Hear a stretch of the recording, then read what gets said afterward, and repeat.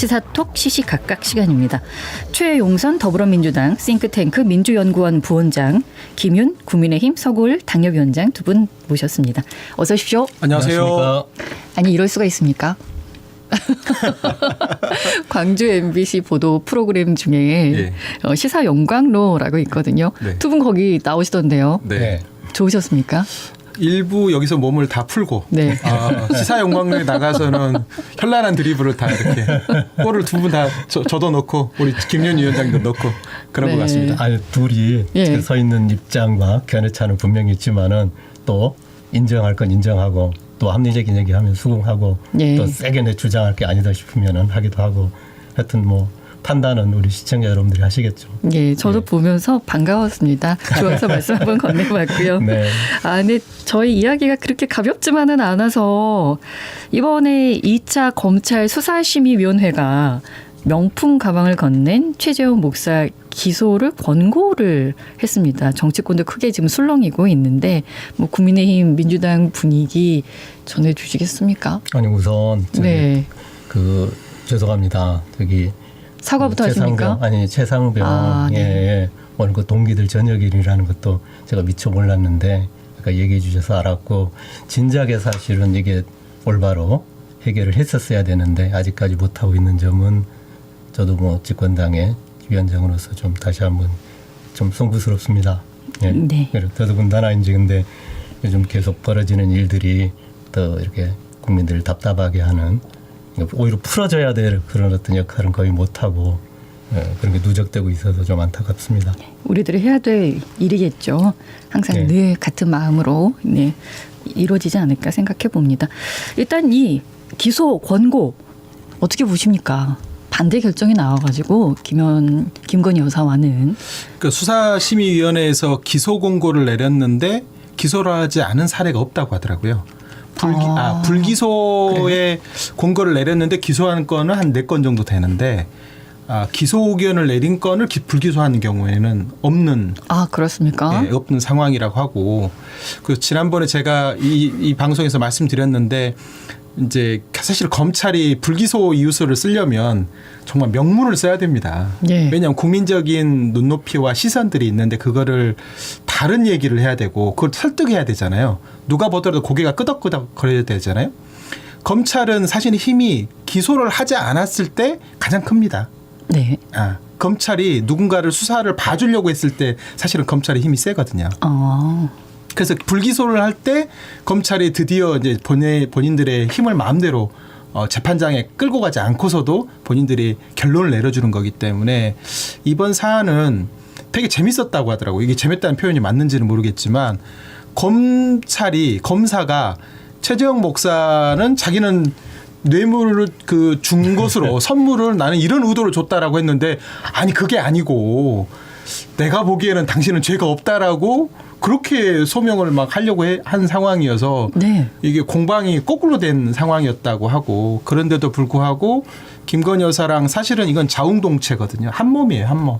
이 범죄 행위가 성립이 되려면 준 사람과 받은 사람이 한 몸이어야지 이게 결국은 범죄가 성립이 되는 거고 그래서 이게 8대7로 결론이 나왔다고 하더라도 기소 의견으로 나왔다고 한다면 결국은 그 전번 수사심의위원회에서 이제 일종의 불기소 의결을 해주신 이 내용과는 배치되는 문제이기 때문에 검찰이 결론을 내야 되는데 난감하겠어요. 난감하죠. 딜레마죠. 딜레마. 네. 한 사람은 준 거고 한 사람은 받았고 받은 사람은 괜찮은 거고 준 사람은 지금 기소해야 된다 하는 거고 가장 쉽게 말하면 지금 이거여서 그러니까 딜레마에 빠진 건데 지금 취임하자마자 심우정 검찰총장이 이제 심판대에 오른 겁니다. 이 부분에 어떻게 할 건지. 근데 제가 볼 때는 일관성이 있어야 되거든요. 근데 기소가 쉽지는 않아 보여요. 그럴 수밖에 없는 게 수사 자체 결정을 못 내리고 수사심의위원회에 사실은 의견을 듣는다고 했지만은 그게 예를 들면은 의견이 이렇게 나왔을 때 거기에 대해서 기소하라고 했는데 검찰이 물어보기까지 해놓고 불기소하기는 굉장히 여론상 어렵거든요. 그래서 수사심의위원 의견을 대체로 존중하는 방향으로 염두에 두고 했을 텐데 이제 당혹스럽게 만드는 건 동일한 사안에 대해서 전번에 김건희 여사 건에 대해서는 불기소를 이렇게 그때 또 만장일치로 수사심의위원회가 했고 이번에는 경론 끝에 최재형 목사에 관해서는 또 기소점을 내렸단 말이에요. 그래서 이걸 어떻게 해야 될지 판단될 텐데 저는 일관성이 있어야 된다. 그래서 뭐냐면은 일관성이 있어야 어떤 경우든 지금 된다? 욕먹게 생겼습니다. 여론적으로는. 네. 둘 다 불기소해도 욕먹고 다 기소해도 안 맞고 예. 또 하나는 경우는 이제 수사심의위원회의 의견을 그대로 존중해가지고 김건희 여사는 불기소하고 그럼 그대로 따르는 거거든요. 이제 여기는 기소하라고 했으니까 기소하고 이 셋 중에 하나인데 저는 어떤 경우든 다 지금 힘든 상황에 봉착했다. 예. 그러니까 그 이유가 네. 그러니까 저는 사실은 검찰이 자초했다고 봅니다. 그 전에 이원석 총장 때 사실은 그 원칙에 따라서 결론을 내려줬어야 되는 거죠.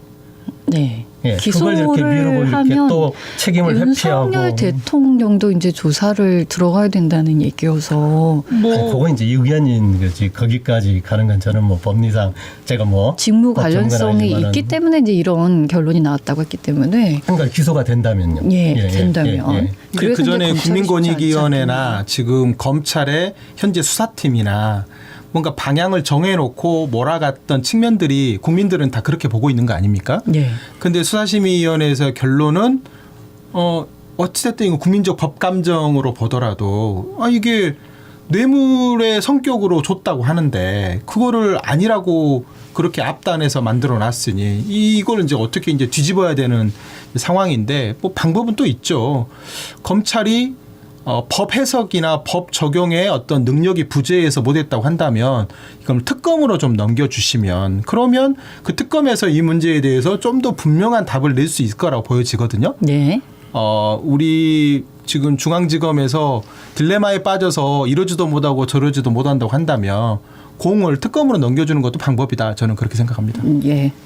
그런데 그렇죠. 그럴 수가 없는 게 어쨌든 일단은 그 검찰에서 네. 결론을 내려야 됩니다. 네. 네. 그래서 알겠습니다. 어떤 경우든 사실은 검찰이 자초한 측면이 강하다. 이거 뼈아프게 좀 반성해야 될 겁니다. 어떻게든 이제 나중에 시간이 흐르면 결론은 나오겠죠? 조사하고 나올 수밖에 없죠. 네. 사실로 근데 사실 이 드러나겠죠? 자체는 이 사실관계는 이미 더 나올 게 없는 상황이거든요. 이것에 따라서 법적으로 과연 처벌이 될 만한 사항인가 아닌가에 관해서 예. 사실은 이제 그 어쨌든 저는 그 결론이 날 수밖에 없다. 시간 문제지 알겠습니다. 그렇게 판단합니다. 저희 이 시간에 이제 이 얘기 해볼까요? 김건희 여사의 공천 개입 의혹. 저희가 이야기한 지가 지금 일주일 됐나, 2주일 됐나요? 그 이후로도 각 주요 방송사, 언론사에서도 계속해서 이제 단독 보도들이 나오고 있어서 어디까지 이야기가 지금 진행이 되고 있습니까? 이제 명태균이 처음에는 이제 이게 허풍쟁이, 그다음에 과시욕이 많은 사람, 뭐 책사 별의별 얘기가 나오다가 네. 이제는 본인이 내가 이런 정도의 사람이다라는 걸 입증하는 지금 시간을 갖고 있습니다. 뭐 저기 안철수 의원이 명태는 알아도 명태균을 모른다고 했다가 안철수 의원이랑 찍은 사진을 더욱하니 명태균 씨가 공개를 하지 않나. 네. 이준석 의원이 모른 척하고 있다 보니 또 명태균 씨가 3월 1일 새벽 4시에 삽질하고 있는 사진을 또 더욱하니 올려놓지 않나. 예. 그러니까 저희가 알고 있는 것보다 훨씬 더 오랜 기간, 훨씬 더 광범위하게 어떤 기술이 있는지 모르겠지만 국민의힘 계열의 정치인들과 아주 깊숙하게 뭔가 일들을 많이 해온 사람으로 하나씩 실체가 드러나고 있고 이 세상에 오선 의원 그 김영선 의원은 자기 세비의 딱 절반을 반띵해가지고 그게 뭡니까?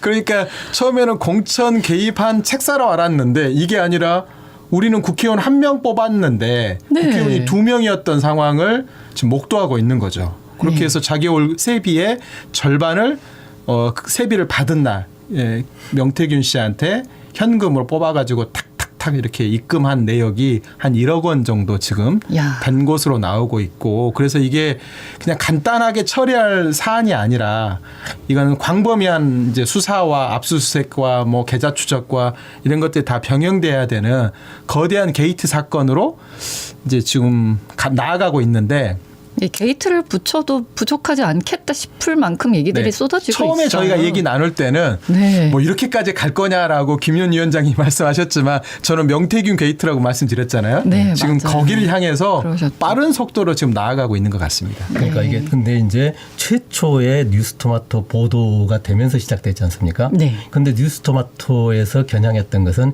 김건희 여사가 구체적으로 그리고 문자 메시지하고 녹취가 있을 정도로 물증이 있는 것처럼 보도를 했거든요. 예. 근데 실제로 까보니까 그 아직까지도 의혹으로만 계속 부풀려져 있지 실제 김건희 여사가 직접 개입했다라는 증거는 아직까지는 없거든요. 일단은 그게 좀 중요할 것 같고요. 그러면서 그 와중에 명태균이라는 사람이 이제 실체가 점점 더 드러나면서 그러니까 처음에는 김건희 여사 공천 개입 게이트로 프레임을 잡았는데 실제 지금 까지면서는 명태균이라는 독특한 지금 캐릭터가 주인공이 돼가지고 여기저기에 어떠한 이렇게 공천과 관련된 선거와 관련된 그런 행위들을 했던가 이게 지금 드러나고 있는 국면이거든요. 그리고 이 와중에 제가 이렇게 사실은 조금 먼저 얘기했지만은 엉뚱하게도 이준석 대표가 여기에 지금 끼어가지고 매우 곤혹스러운 상황에 이렇게 처하게 된 그리고 김영선 전 의원 같은 경우는 이제 아니다고 계속해서 얘기를 하고 할 있어서 수밖에 아니 근데 네. 본인은 잡아떼지만은 아까 실제로 명태균 씨하고 이준석 전 대표가 상당히 긴밀한 운노라는 관계였다라는 것은 복수가 지금 다 동일하게 증언을 하고 있거든요. 실제로. 그러니까 이제 그리고 이제 이 모든 것들이 사실은 김영선 의원이 숙주가 돼가지고 명태균 씨를 이준석 대표한테 소개하고 또 뭐 이제 이준석 대표한테 소개하고 그 관계가 좀 가까워지면서 제가 볼 때는 이제 중앙당에 유력한 그 어떤 그 인사들하고 접근할 수 있는 통로가 열린 거고 그 와중에 이제 뭐 윤석열 대통령이나 심지어 김건희 여사까지 막 이제 팔아제끼면서 여러 영향을 다양한 행사했던 그게 이야기들이 확인한 거죠. 나오고 있는데 네. 이제 사실로 확인된 것들만 저희가 얘기를 한다면 이준석 의원하고도는 아직까지는 사실 이렇게 드러난 거는 없어서 네, 네. 예, 그러니까 상상의 나래를 펼칠 수 있는 것들이 이렇게 하나씩 올리고는 있습니다만. 근데 이제 이준석 대표가 굉장히 좀 곤혹스러워진 게 네. 본인 압박을 받고 있거든요. 왜냐하면은 이것의 최초에 제가 알기로는 물론 이건 이제 제가 이렇게 확보한 첩보에 불과합니다. 최초의 뉴스토마토에서 이 취재를 들어간 그 소스가 네. 이준석 대표의 그냥 그 편안한 자리에서의 그 말이었다라고 이렇게 몇 군데서 저한테 얘기를 해주거든요. 첩보군요. 예, 그러니까 예, 지금 예, 예. 이걸 아직 이제 확인은 안 됐고. 대체로 청취자 우리 여러분들이 예, 쉽게 예. 이해하시려면 네. 등장인물이 10명 내외의 단편 소설인 줄 알았는데 네. 이게 등장인물 주인공급 등장인물이 한 100명 정도 되는 대하소설 10부작 대하소설에 지금 저희가 시작도 되기 전 전사 단계를 지금 보고 있는 거예요. 저희 얼마나 오랫동안 이야기를 해야 될까요? 아, 이제 이 전사 단계가 등장인물이 다 확정이 되고 나면 네. 그러면 이제 이 서론 본론 결론에 이제 단계로 갈 수 있는데 대하 시리즈인 거죠. 네, 지금은 대학. 등장인물이 몇 명이 될지 모르는 그러니까 인물에 대한 탐구를 지금 시작하고 있다. 지금 예. 그런 단계고요. 지금 명태균 씨가 오늘 아마 그 언론 보도를 보니까 본인이 뉴스토마토를 고소했잖아요. 그래서 네. 고소인 조사를 서울 지방경찰청에 가서 지금 받은 것 같아요. 그리고 지금 여러 가지 녹취록들이 등장하고 있는데 그 녹취록을 지금 외부로 흘리고 있는 분이 김영선 의원의 전 보좌관 보좌관이에요. 그리고 예. 명태균 씨랑 특수관계로 오랜 기간 동안 여론조사를 활동했던 영어로 이 씨라고 등장되는 이 인물이 지금 국정감사에서 본인이 다 밝히겠다라고 또 선언을 하면서 과거에 본인이 녹음했던 많은 내용들을 다시 또 온 언론사에 지금 다 공유를 하고 있는 상황이거든요. 여론조사 이야기가 또 나오고 있죠. 네, 여론조사가 이제 오늘 뭐 되게 흥미롭게 나왔는데 명태균 씨와 김영선 의원이 실질적인 운영을 했던 미래한국연구소라는 곳에서 지난 대선 기간에 윤석열 대통령이 굉장히 튀게 많이 여론의 어떤 지지를 받은 것처럼 나온 여론조사를 한 80번 정도를 자체 돈을 가지고 운영했다라는 거, 여론조사를 시행했다는 거고 네. 한 3억 7천만 원 정도의 비용을 들여가지고 여론조사를 했다는 거고요. 한 80번 정도를. 네. 그게 거기다 가능한 일입니까? 가능하지가 않죠. 이게 돈을 누가 대지 않는 이상은 그 자본력이 없는 그런 조그만한 그 연구소에서 예. 그 돈을 들여가지고 전국 조사를 한다는 건 말이 안 되고 두 번째로는 거기다가 언론사를 끼고 이제 공표용 여론조사를 막 진행을 했는데 그때 보수 언론에서도 야, 이 여론조사는 좀 특이하다라고 네. 했던 여론조사들이 막 그 공개됐는데 그게 이 명태균 씨와 김영선 의원이 이 이른바 주도했던 여론조사였다는 게 이제 오늘 알려진 거거든요. 그러니까 지금 네. 그 명태균 씨가 그러니까 여론조사를 엄청나게 했어요 대선 때. 네. 그게 이제 대충 비용으로 산정해 보니까 3억 7천만 원 정도 된다는 거 아닙니까? 네. 근데 그걸 당연히 했으면은 돈을 받아야 될 거 아닙니까? 받아야죠. 근데 돈을 한 푼도 안 받았다는 거예요. 한 푼도 안 받았다는 걸 뭐냐면 본인이 선행 투자를 엄청나게 한 거거든요. 안 받고 했다. 안 받고 예. 그걸 가지고 그러니까 왜 김건희 여사를 이렇게 파는 데까지 이 사람이 도달할 수 있었던가? 그 선행 투자를 밑거름으로 해가지고 자기가 이제 저기 대통령과 통화하고 김건희 여사 통화하고 이걸 가지고 왕범하게 이렇게 마산, 창원, 경남 지역뿐만 아니라 중앙에서까지 영향을 좀 행사했던 정황이 지금 너무한 거예요. 여론 조사를 예. 조작했다는 겁니까? 그래서 조작이라는 지금 이제 건 좀 오늘 아직은 쟁점은 애매해요. 뭐냐면 네. 그 당시에도 사실은 오차 범위를 한참 벗어난 여론조사 결과들이 많이 발표됐는데 예. 여론조사라는 게 이렇습니다. 동일한 어떤 방식으로 여론조사를 하게 되면 이제 통계학적으로 95% 신뢰 수준이 플러스 마이너스 이제 오차 범위 내에서 왔다 갔다 하는데 오차 범위를 튀는 조사가 나오게 되면 이제 예. 그거를 이제 100번 하면 한 5번 정도는 아웃라이어라고 그래서 그런 튀는 조사가 나올 수 있는데 주기적으로 튀는 조사가 나왔다고 한다면 그런 조사 방식에 있어서 이제 사실은 물음표가 이제 생기게 되는 거거든요. 그리고 쓸 수 없는 거 아닙니까? 그렇다면 그게 비공표 예. 비공표 조사 같은 경우는 공표하지 않는 조사 같은 경우에는 이제 지금 창원 지역의 소문은 어떤 거냐면 이분이 그런 조사의 데이터를 만들어내는데 특출한 어떤 능력이 있었다는 거예요. 네. 그게 뭐냐면 공표하지 않는 조사 같은 경우 특히 당내 경선 여론조사는 이런 경우가 있습니다. 1000샘플이 있으면 네. 한 50개에서 100개 정도는 이상한 데이터를 집어넣어가지고 전화가 돌리게끔 합니다. 예. 이제 그게 걸리면 여론조사는 엄청난 여론조사 회사가 문을 닫아야 되는 상황인데 그 회사는 여론조사 업체로 등록하지 않은 선관위에 등록하지 않은 업체였다는 거예요. 그런데도 그 결과를 이렇게 내놓을 수가 아니라니까. 있는 이제 거예요? 공표하지 않는 부분에 대해서 그런 거는 괜찮다는 네, 거예요? 그렇게 공표하지 않는 그걸 조사로 가지고 당내 여론조사 이용했던 거예요. 그래서 그거를 활용한 다음에 공표용 여론조사는 서울에 있는 이제 어떤 업체를 활용해서 했는데 이 업체 조사도 튀는 조사가 거기가 나왔다는 불똥 거예요. 튀었잖아요. 네. 네. PNR이라는 여론조사 회사인데 그래서 이제 본인들도 왜 이렇게 튀었는지에 대해서 우리는 잘 모르는데 조사가 튀었던 건 맞다. 네. 그리고 조선일보나 당시에 보수 언론에서도 이 조사는 좀 희한한 조사다라고